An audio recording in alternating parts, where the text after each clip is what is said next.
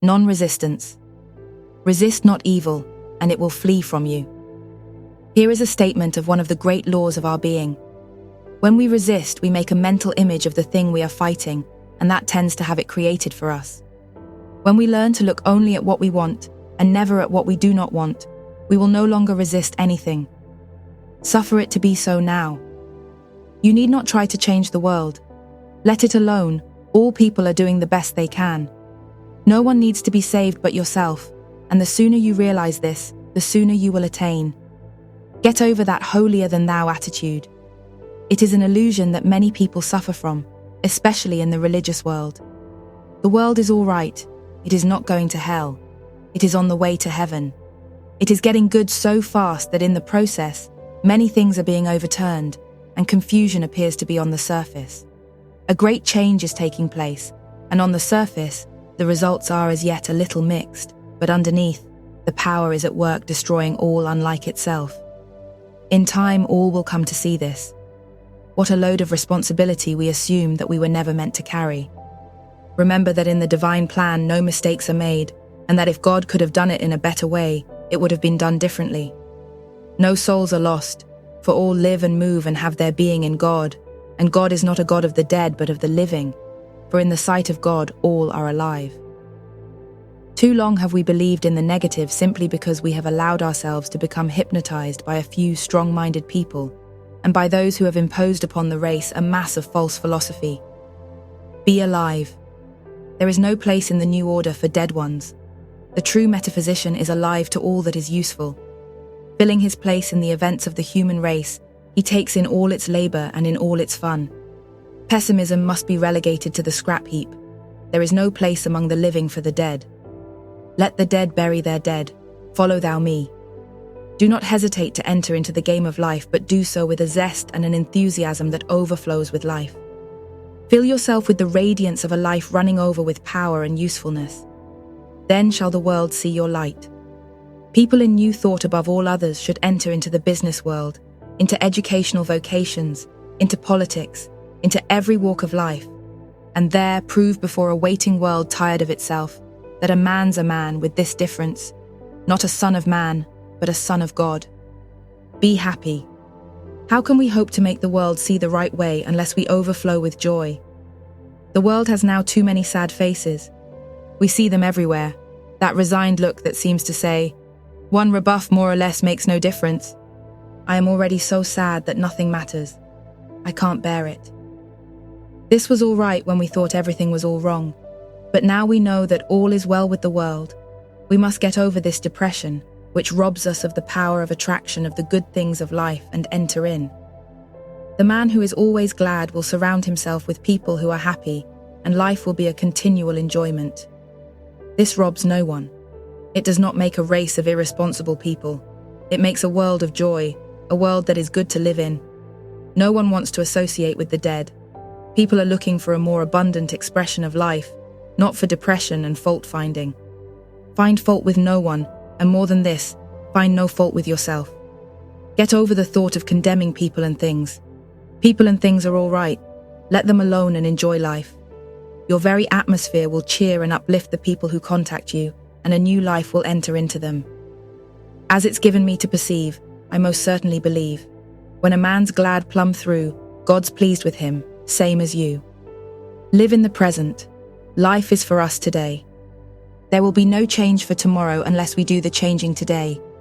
Today we are setting in motion the power of tomorrow. Today is God's day, and we must extract from it what of life we are to live.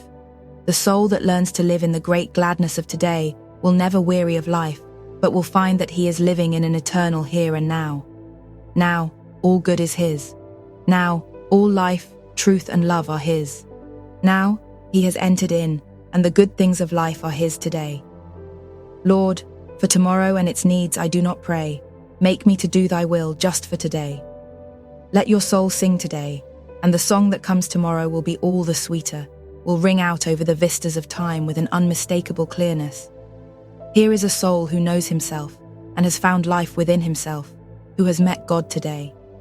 No more waiting, no more longing, no more weary roads to travel.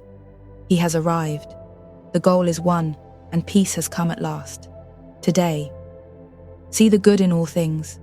Learn to see God in all manifestation, in all people, through all events. The ordinary person sees only the lump of matter. Not so with the awakened soul. He sees in all things the divine mind at work, molding out into expression what it feels itself to be of life, of color, of form and beauty.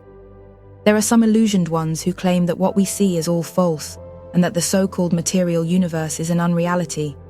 What a mistake. What we see is the body of God, full, free, complete, whole. A primrose by the river's brim, a yellow primrose was to him, and it was nothing more. He never saw the idea behind. It was seen only as matter, matter, matter. Yet what he could have seen was God's thought of himself coming out into wonderful beauty and color and form. The infinite one manifesting in an infinite variety of forms. What do you see when you look upon the human form, the crowning glory of God's perfect creation? Matter, matter, matter, flesh, blood and bones? Indeed, these may be passing into expression, but what of the idea? What of the reality of the body? This body of ours is as real as God is real. It would not be if it were an illusion. The very touch of the flesh should send a thrill through the whole body, bringing up its vibration to a higher pitch, to a finer form. The body is not one mass of pollution. It is the temple of the living God, and should be so thought of. Too long have we condemned it, and now we must free it by reversing the process. Of all things on earth, the human body is the most beautiful, the most wonderful, and the most godlike. If you do not love your brother whom you have seen, how can you love God whom you have not seen? Human magnetism is not hypnotism. It is the divinity of humanity in expression, and when we learn to convert human passion into divine love, to transmute the lower into the higher, we shall have with us a power of attraction against which nothing can stand. He who hath ears to hear, let him hear. When we behold a beautiful sunset, we should see the wonderful thought of God, the radiance of his presence. In the strength of the hills, we should see the strength of the spirit, and seeing all things as spiritual ideas, we should learn to love them because God has made them and given them to us to use. The soul who in ecstasy can rush up to a tree and embrace it realizes more of God than all the bigoted priests who have ever lived. The one who can sniff the ocean breeze with delight feels the presence of the divine being more keenly than does the one who kneels in despair before an awful God of justice. Learn then how to appreciate nature and nature's God. Spend much time in the outdoors. Look up at the stars. Let them be your companions. Tread the pathless ways of the trees and the giant forests, and see God in everything that you look upon, the God of the everywhere. Be expectant. Expect the best to happen. Don't sit around waiting for trouble. Have absolutely nothing to do with it. It is no part of the divine plan. It is an illusion of the material sense. One who has learned to trust will not be surprised even when he finds things coming from the most unexpected sources. All things are ours to use and then let go of. What more can we ask? We want nothing that we have to keep. Things are to use, not to hold. Expect that everything is to come your way. Be content and cheerful if you wish to attract from out the store of the infinite. Open up your whole consciousness to the greater possibilities of life. Line up with the big things. When you speak the word, expect it to happen. Know that it must be as you say. This will not be fooling yourself. It will simply be using the law as it is meant to be used. All things come to us through the use of our thought. If we have a small concept of life, we will always be doing small things. First in the creative series is the word, but the word carries us no further than our consciousness back of it. Unless we are constantly expanding our thought, we are not growing. Growth is the law of life, and it is necessary. We cannot stand still. If you want to do a new thing, get a new thought, and then you will have the power of attraction, which has the possibility of drawing to you the circumstances which will make for the fulfillment of your desires. Get over the old idea of limitation. Overcome all precedents and set yourself in the new order of things. If you want to build a railroad, you will never do it unless you get over the idea that the most you can hope for in life is to sell peanuts. Let the people sell peanuts for a living who think in the terms of peanuts. Get out of the rut. God has created you for a glorious future. Dare to fling out into mind the greater assurances about yourself. The power of a treatment. Treatment has as much power as we put into the word which we speak when we are giving it. This does not mean screwing up our mind or using our willpower or using force from the material standpoint.